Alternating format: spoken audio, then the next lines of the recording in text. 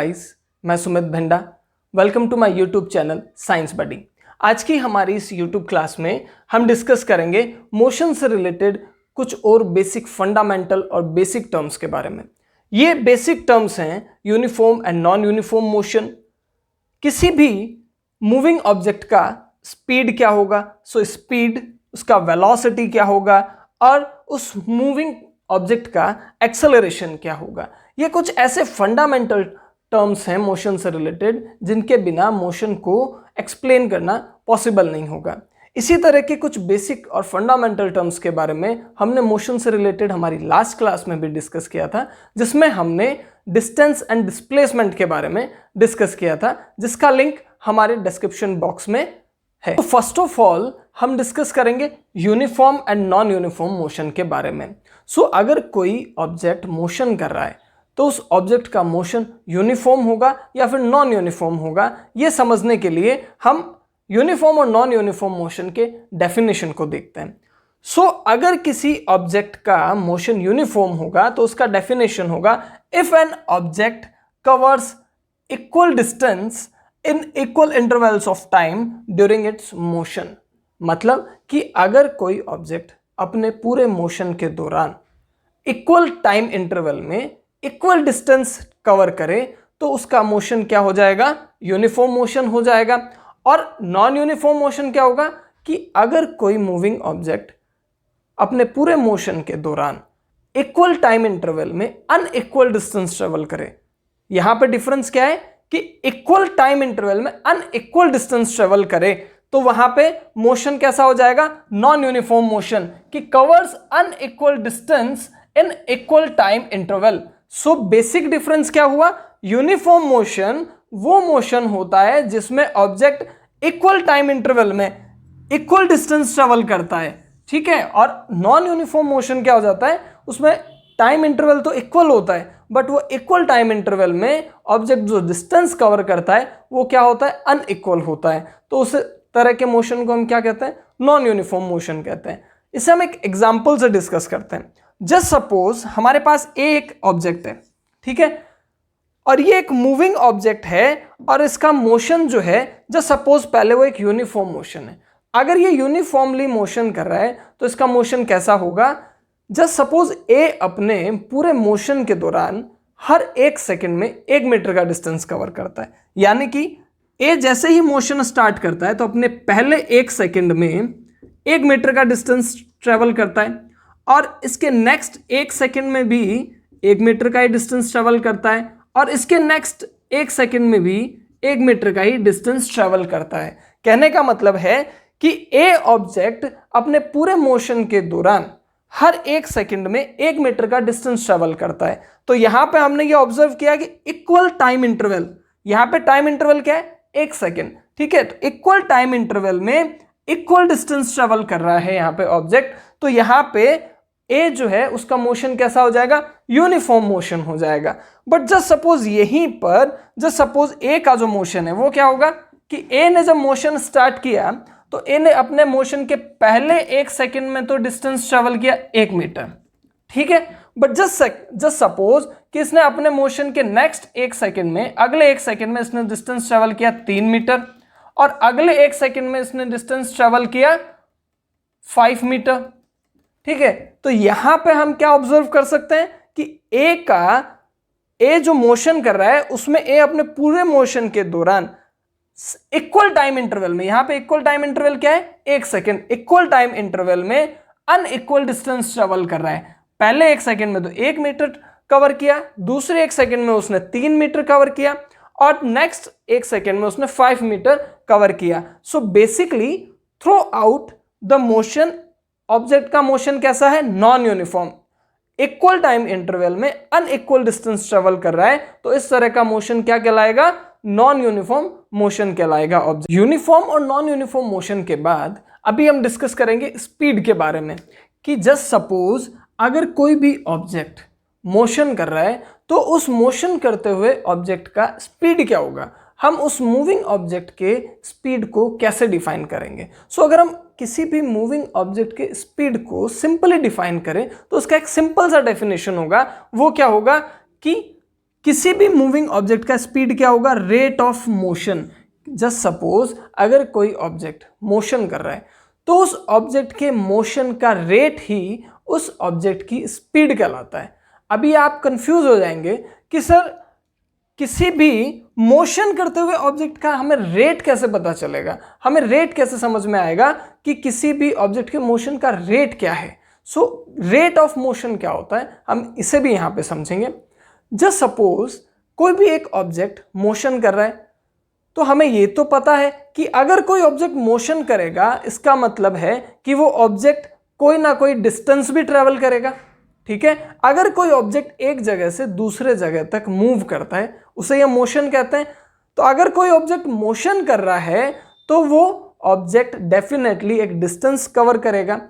अगर उस ऑब्जेक्ट ने जो डिस्टेंस ट्रेवल किया है, अगर उस डिस्टेंस को हम एक यूनिट टाइम के साथ जोड़ दें, अगर हम एक यूनिट टाइम के साथ में मेजर करें तो वो क्या हो जाएगा, उस ऑब्जेक्ट के मोशन का रेट हो जाएगा। जस्ट सपोज कैसे, distance travelled in a unit time, कि उस मूविंग ऑब्जेक्ट ने एक यूनिट टाइम में जो डिस्टेंस ट्रेवल किया अपने थ्रू आउट द मोशन, जो डिस्टेंस ट्रेवल किया है उस डिस्टेंस को हमने अगर एक यूनिट टाइम से रिलेट कर दिया तो वो क्या हो जाएगा, rate of motion. So speed को हम कैसे डिफाइन करते हैं, speed is the measurement of rate of motion, जिसे हम क्या कहते हैं कि अगर कोई ऑब्जेक्ट एक यूनिट टाइम में जितना डिस्टेंस ट्रेवल करता है वो उस ऑब्जेक्ट का स्पीड कहलाता है। सो वो क्या हो गया, distance travelled in a unit time. इसे हम एक एग्जांपल लेते हैं। जस्ट सपोज हम एक मोटर बाइक राइड कर रहे हैं, हम एक मोटर बाइक चला रहे हैं, ठीक है, और हमने वो मोटर बाइक से 1 घंटे में, या जस्ट सपोज 1 घंटे में इन 1 आवर हमने जस्ट सपोज 1 घंटे में 70 किलोमीटर का डिस्टेंस ट्रेवल किया है, ठीक है। या फिर अगर ऐसा कहें कि हमें पहले 1 घंटे का तो नहीं मालूम था, हमें 1 आवर तो मालूम नहीं था। जस्ट सपोज हमने क्या कहा कि हमने एक मोटर राइड से हम मोशन कर रहे थे और वो पूरे मोशन के दौरान हमने 70 किलोमीटर का डिस्टेंस ट्रेवल किया।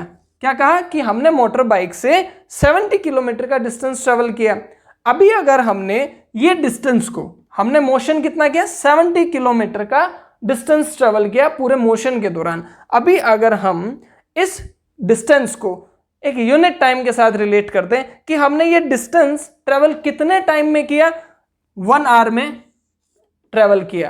क्या कि हमने 70 किलोमीटर का डिस्टेंस 1 घंटे में ट्रेवल किया, 1 आवर में ट्रेवल किया। तो ये क्या हो गया, पूरे मोशन का रेट हो गया। हम जो मोटर बाइक को मूव कर रहे थे, हम जो मोटर बाइक से मोशन कर रहे थे कंटिन्यूअस, उस मोशन का रेट क्या हो गया कि हमने पूरे मोशन के दौरान 70 किलोमीटर डिस्टेंस किया और वो कितने टाइम में किया, 1 घंटे में किया। सो रेट ऑफ मोशन क्या हो गया, 70 किलोमीटर इन 1 आवर, जिसे हम क्या कहते हैं, उस मूविंग ऑब्जेक्ट का स्पीड कहते हैं। तो यहां पे मोटर बाइक का पूरे मोशन के दौरान स्पीड क्या हो गया, या फिर रेट ऑफ मोशन क्या हो गया, 70 किलोमीटर इन 1 आवर, जिसे हम कैसे लिखते हैं, 70 किलोमीटर पर आवर। इसका मतलब है कि पर आवर 70 किलोमीटर उसका रेट ऑफ मोशन है। या जस्ट सपोज यहाँ पे मोटर बाइक ना कह के अगर हम ऐसा कहें कि एक ऑब्जेक्ट है वो 70 किलोमीटर पूरे मोशन के दौरान डिस्टेंस कवर करता है, और अगर हम उसे एक यूनिट टाइम 1 आवर से रिलेट कर दें तो उसका स्पीड हो जाएगा 70 किलोमीटर पर आवर, जिसे हम मीटर पर सेकेंड में भी मेजर करते हैं, किलोमीटर पर आवर में भी करते हैं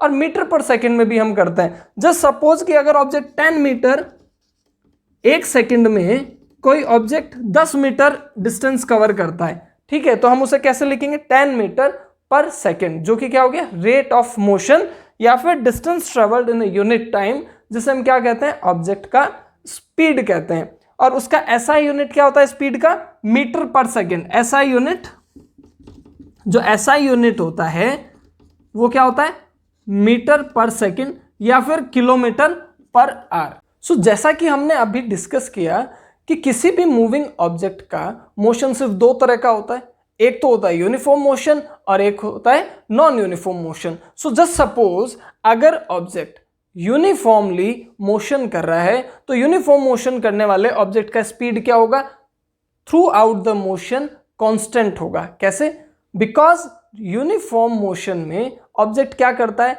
हर एक टाइम इंटरवल में सेम डिस्टेंस कवर करता है। जैसे कि हमने यहां पे डिस्कस किया कि ऑब्जेक्ट 1 सेकंड में 10 मीटर ट्रेवल करता है, ठीक है।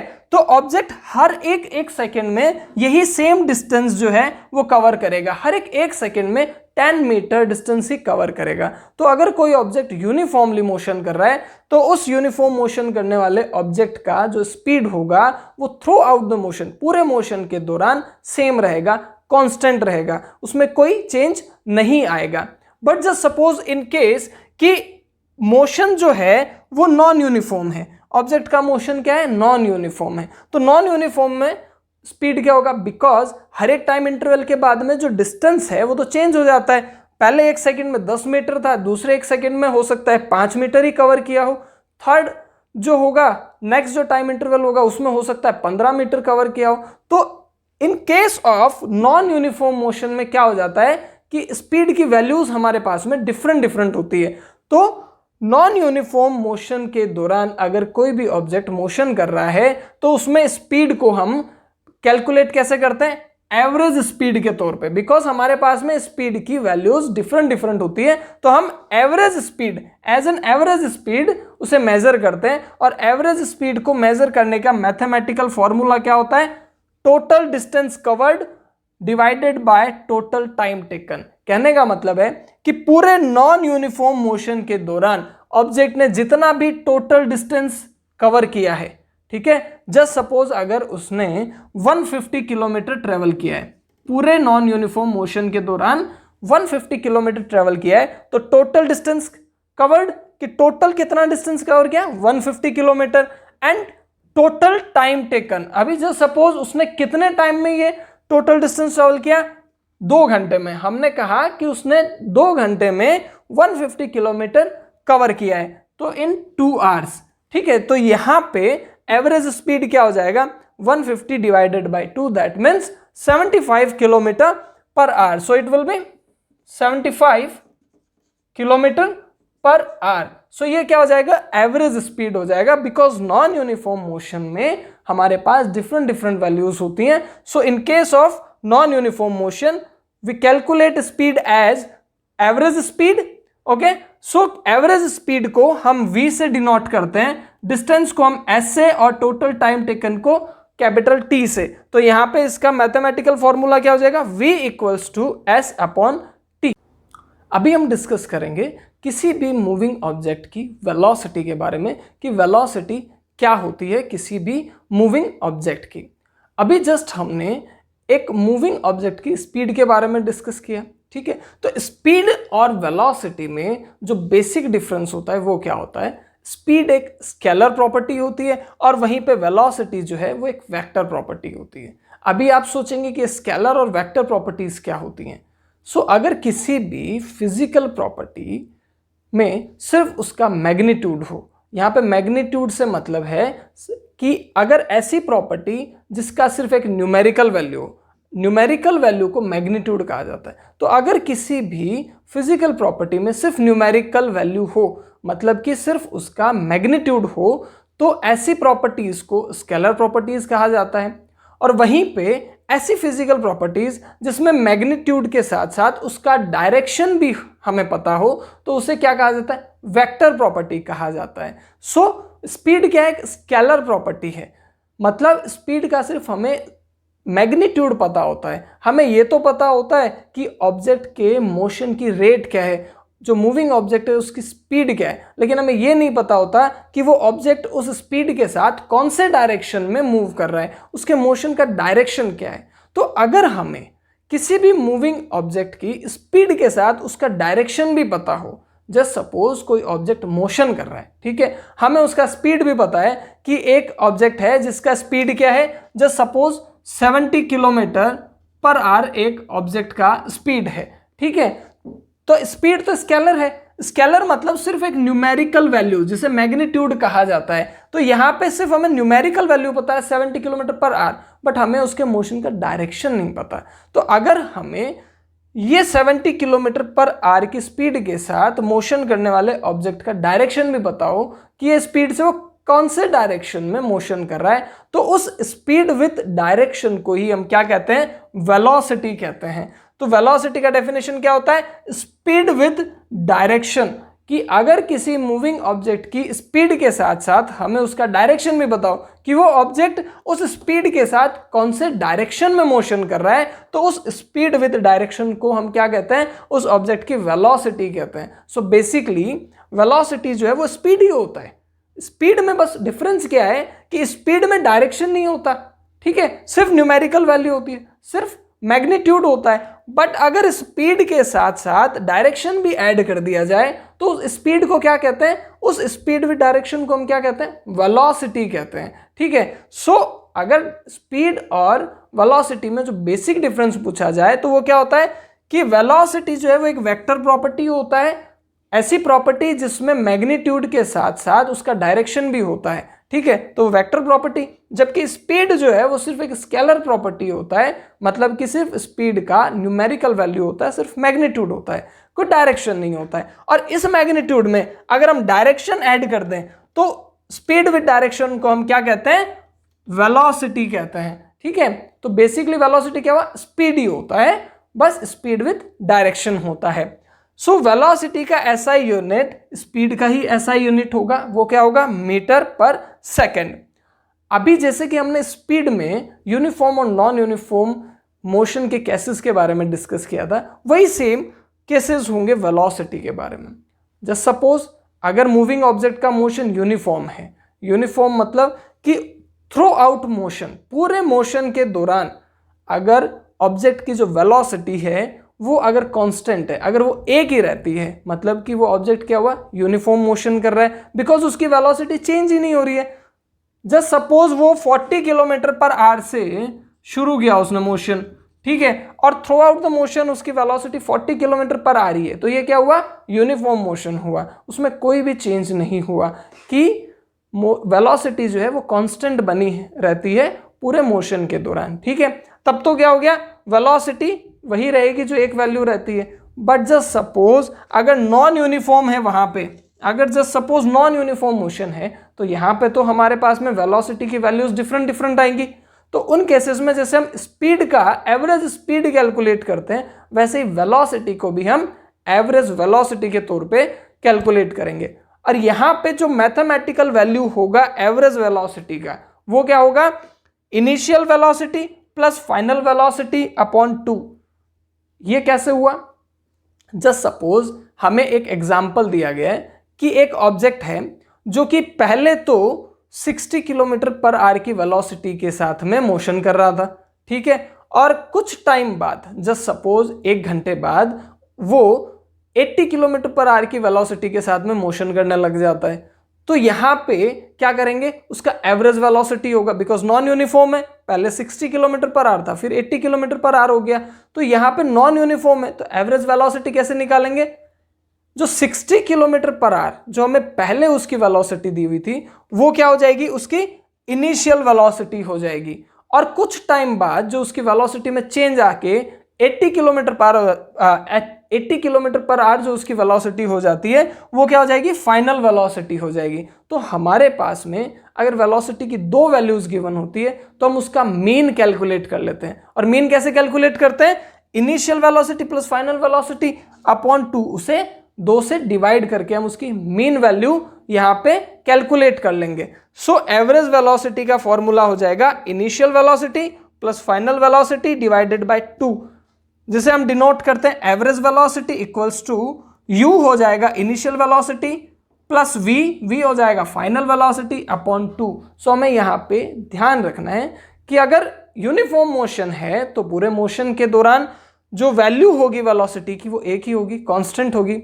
बट अगर नॉन यूनिफॉर्म है तो वहां पे हमें 2 वेलोसिटीज दी हुई होंगी सभी केसेस में। जस्ट सपोज या तो ऐसे दिया हुआ होगा कि पहले 60 था, बाद में कुछ टाइम बाद में 80 हो गया, या कुछ केसेस में ऐसा होगा कि भाई घर से उसने ट्रेवल करना शुरू किया और कुछ टाइम बाद उसकी वेलोसिटी क्या हो जाती है? 40, 60, 80 कुछ भी हो जाती है। तो वहां पे हमसे पूछेगा एवरेज वेलोसिटी, तो वहां पे इनिशियल वेलोसिटी क्या होगा? बिकॉज कुछ टाइम बाद में जो उसने नेक्स्ट वैल्यू दी है वेलोसिटी की, वो तो फाइनल वेलोसिटी हो जाएगी। तो इनिशियल वेलोसिटी क्या होगा?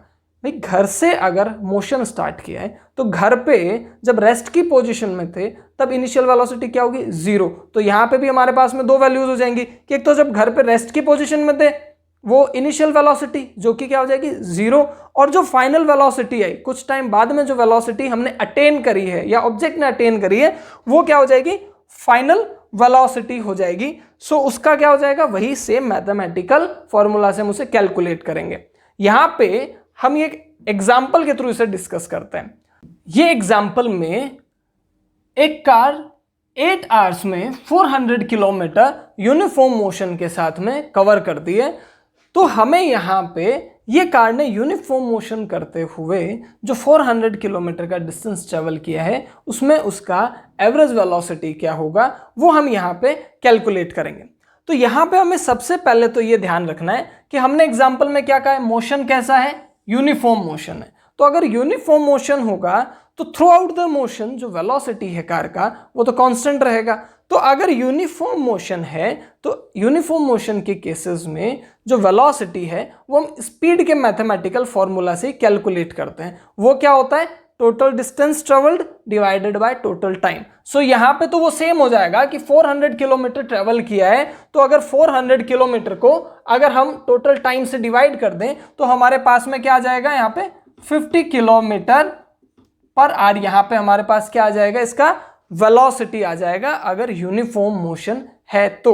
बट अगर जस्ट सपोज यहाँ पर ये नॉन यूनिफॉर्म अगर मोशन है तो नॉन यूनिफॉर्म मोशन के केस में ये क्वेश्चन कैसे हो जाएगा, जस्ट सपोज कि अगर हमसे ऐसा पूछा जाए कि एक कार है जो कि नॉन यूनिफॉर्म मोशन कर रही है, ठीक है, और बताइए कि नॉन यूनिफॉर्म मोशन करते हुए कार एक पोजीशन ए, ठीक है, एक पोजीशन ए से होते हुए एक पोजीशन बी तक जाती है। ठीक है, क्या कहा कि नॉन यूनिफॉर्म मोशन करते हुए एक कार पोजीशन ए से पोजीशन बी तक जाती है। ठीक है, पोजीशन ए पर कार का इनिशियल वेलोसिटी है 60 किलोमीटर पर आवर और बी पर पहुंचते पहुंचते कार का फाइनल वेलोसिटी हो जाएगा 80 किलोमीटर पर आवर।